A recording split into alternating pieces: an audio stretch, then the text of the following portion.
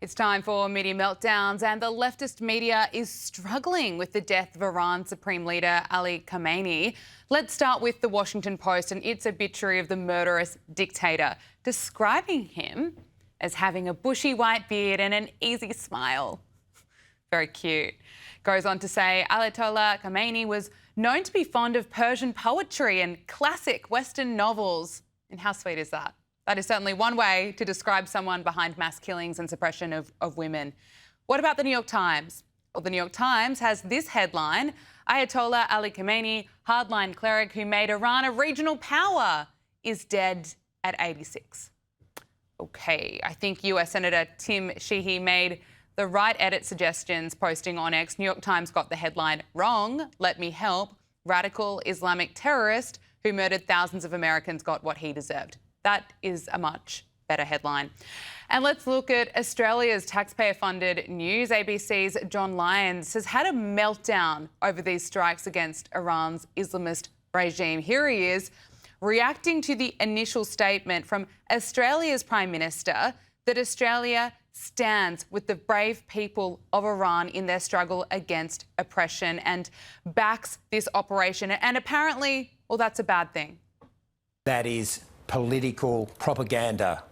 What they actually mean, they don't say it, but what that sentence should say, if they're being accurate, if the Prime Minister of Australia is telling the truth, it should say Australia stands with Israel and the US in their new war on Iran. So that is absolute, in my assessment, political propaganda. And then they go on to talk about, you know, Iran directed at least 2 attacks on Australian soil in 2024. Yeah. These appalling acts targeting Australia's Jewish community were intended to create fear, divide our society and challenge our sovereignty. The whole point of America and Donald Trump in the last few months has been this is about Iran's nuclear program. Yet suddenly the United States, Israel and Australia have completely changed their rhetoric, and it's now everything Iran's done. In 1983 they did this. This is not about the nuclear program. Does John Lyons even care about those Iranian orchestrated attacks right here in Australia? About the people living in Iran under this murderous, oppressive regime? I mean, this is what Australian taxpayers are paying for, to watch this guy crash out on television during a historic moment and turn it into this anti-Israel rant. It's disgusting. Here's his reaction to the President of the United States speech. That speech could have been written and delivered by Benjamin Netanyahu. That is completely different from what Donald Trump's been saying. Only yesterday he said we are negotiating, and they were all looking for a nuclear deal, but there he's talking about 1983 and this and that, and they're bloodthirsty and terror. My main impression is that this is being driven by Israel, and what we just heard was the President of the United States, in my assessment, almost saying word for word Israel's agenda. He points out that Donald Trump was arguing that they had been negotiating. Can anyone help John Lyons out? Like, he hasn't figured out that Donald Trump is never going to announce his strategy to the world. He has consistently wanted to make a deal with Iran, which they would not agree to because they want to hold on to nuclear weapons. Joining us now is Michael Kroger, former president of the Victorian Liberal Party and Sky News contributor. Michael Kroger, thank you so much for your time. Pleasure. I want to get your reaction to the media's coverage, including this meltdown from this genius Rachel Maddow on MS Now. Today that the Iranian police and the security forces and the Revolutionary Guard must surrender. They must lay down their weapons, as Donald Trump said this morning at 2:30. If that was what you wanted to happen, because you wanted the domestic security situation to become less dangerous for the Iranian people to rise up and overthrow their government, if you actually wanted to make that happen instead of just saying it, you as the U.S. government, maybe you as the U.S. government in coalition with other allies that you might have bothered to bring on board, you might have given the Iranian police and Revolutionary Guard and security services some instructions on how to surrender and lay down their weapons. Some path to do that, which Trump did not. Michael, I mean, what an assessment. If only Trump had given the IRGC some instructions. No, he should have published a manual and gone there personally and handed it out to all of the IRGC. I mean, what is that the quality of the analysis coming out of some of the American media? It is appalling. And if you look at a lot of the commentary from the left-wing Western media, embarrassing. I mean, this concentration, we've had 6 Americans killed, we've had 10 Israelis killed, we've had, 500 Iranians killed and 30 people in Lebanon. Gabriella, there's 1,000 young people killed a day in the Ukraine-Russian war, 1,000. But because it's America and because it's Israel, there's this obsession with, oh no, an American's been killed. Yes, of course, Americans will be killed. Israelis will be killed. If this is a war, Iranians will be killed. It's a fight to the death. This whole notion that you can have these bruise-free conflicts. I mean, Trump has actually set the bar so high with Midnight Hammer, arrest of Maduro in Venezuela, that everyone thinks, oh, these wars are over in 5 seconds. I mean, the Ukraine war's been going 4 years. Second World War lasted 6 years. I mean, what are these people thinking? And for really, Rachel Maddow, I mean, I don't know how she's still on air. I don't know how people watch her show. It is, the quality of the analysis is appalling. And to think that she is the leading commentator or one of the leading commentators amongst the left in America, boy, America's in trouble. It certainly is. It really is in trouble. And, you know, we're just 3 days in to this operation and you already hear so much hysteria that this war will be never ending. I mean, the commentary is out of control. The Democrats as well. I mean, some of them seem to be really upset that the Iranian people are on the verge of liberation. Here's Kamala Harris's take. Bottom line, when it comes down to it, is that if we want to stop Donald Trump with this random decision that he has arrived at, then Congress must act, and Congress must act immediately. Yeah, Michael, Kamala Harris also put out a statement saying, I know the threat that Iran poses and they must never be allowed to have a nuclear weapon, but this is not the way to dismantle that threat. I mean, Michael, does she have any idea? No idea at all. She was vice president for 4 years, right? Vice president 4 years. I don't think anyone should be taking her advice. She sat there for 4 years under a president who was clearly, mentally not capable of running the country. She said nothing. She said nothing for 4 years. She was complicit in the cover-up. And look what's happened in the world since Trump has taken over. You've had the hostages released from Gaza. There is a peace of sorts taking place in Gaza. You've had Venezuelan leader arrested. You've had the drug trade, fentanyl trade to America slowed. You've had Colombia come to heel in terms of their drug production. You've had the leader of one of the cartels drug cartels killed in Mexico, et cetera, et cetera, et cetera. And you got Kamala Harris, who you wouldn't employ in a low-level law firm, out there giving us her views of the world.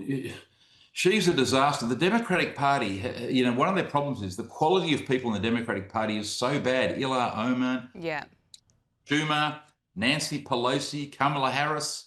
I mean, where are the Clintons and the Obamas from a bygone era, the Kennedys? This is the problem with the Democratic Party. They're run by absolute C-graders, and you compare them to Trump, Vance and Rubio. Well, thank goodness he was in good hands. Look, I really like what Konstantin Kisin had to say. He said the arguments about Iran are so polarised that no one wants to admit that several things are true at once. You'd be a fool to not have serious reservations about the idea of a regime change war, especially in the Middle East. You'd also be a fool to allow terrorists funding lunatics to develop nuclear weapons. And he goes on, but he also says, a point that you made, Michael, really, that so far the Trump administration's interventions have been extraordinarily successful in achieving valid objectives within a highly limited scope. The strikes on Iran during the 12-day war achieved destruction of several nuclear facilities. The Venezuela operation decapitated the hostile regime and replaced Maduro with a non-hostile leader. Both also achieved significant don't F with us deterrence globally. And he says that, look, this seems to be the biggest risk that Donald Trump has taken at any time in his first or second term. If it pays off, the reward both domestically and globally will be huge. If it doesn't, and things go south, it could derail his presidency and define his legacy like Iraq did for Blair and Bush. Can I get your thoughts on that? You know, will this risk pay off? I suppose that's the big question. And also your thoughts on this plan for regime change, how successful it could be. And of course, no one knows the answer to this, how long this could go on for. Well, it's, you know, the Western media and the left and the Democrats, you know, you go back to World War II, you know, by 1941, they'd be saying, how long is this campaign having to go to get rid of Hitler? You know, we're tiring of this war. Well, we've got to stop this fight against Hitler. It's been going on for too long. Too many Britons and Americans and Europeans have been killed. I mean, wars take as long as they take. I mean, you know, because Hammer took 27 minutes to largely destroy the Iranian nuclear facility, because Trump was so successful, people think these things are over in half an hour. Yeah. Trump has done the right thing. On one day, he says it might take 3 to 4 days. The next day, he says it might take 4 to 5 weeks. One day, he says, you know, it implies that there should be regime change. The next day, he says it's up to the Iranian people. He deliberately confuses people. And this is what the left have got to understand. He's not going to be out there telling Congress a week before the bombing, oh, it's going to start on Saturday at this time. And I mean, this guy plays, as they say, 4D chess. He keeps it confused. I'll tell you exactly what his objectives are, is to bomb the daylights out of the Iranian military, Navy and Air Force. He wants to bring about regime change. Of course he does. Of course that's the ultimate objective. He doesn't necessarily want to say that in black and white terms because of all the reasons we know. But that's the objective here, and so it should be. And the world will be a much, much better place if we don't have the Iranian government at the head of the international terrorist left, and that's what they are. We know they fund the proxies. They know they fund terrorism all around the world.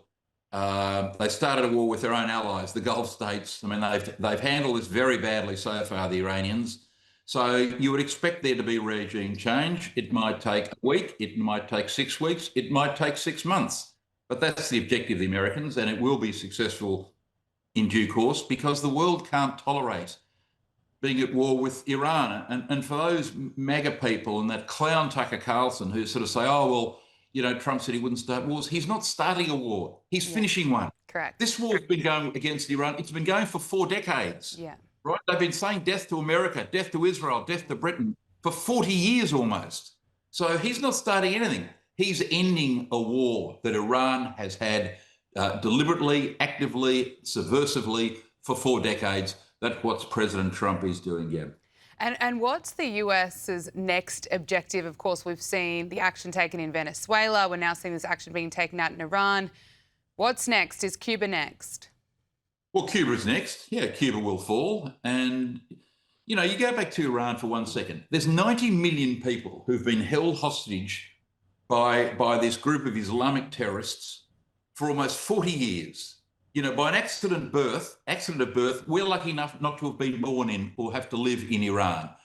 But those poor bastards for 4 decades have lived under this brutal regime. Fast forward to Cuba. Since the Castro family took over, the poor Cubans have lived under this persecution by this communist regime. And it's going to be liberated. It's going to be liberated by the Americans by Christmas time.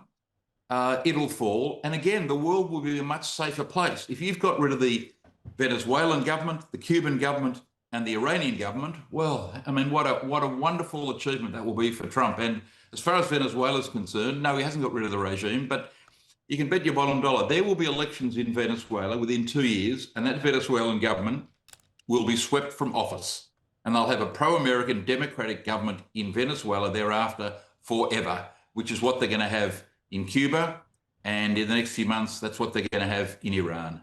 Yeah, well, Senator Lindsey Graham said just yesterday that the US strikes in Iran, speaking about the US strikes in Iran, I should say, he said that Cuba is next. They are going to follow this communist dictatorship in Cuba and their days are numbered. Michael Kroger, thank you so much for your time, former president of the Victorian Liberal Party and Sky News contributor.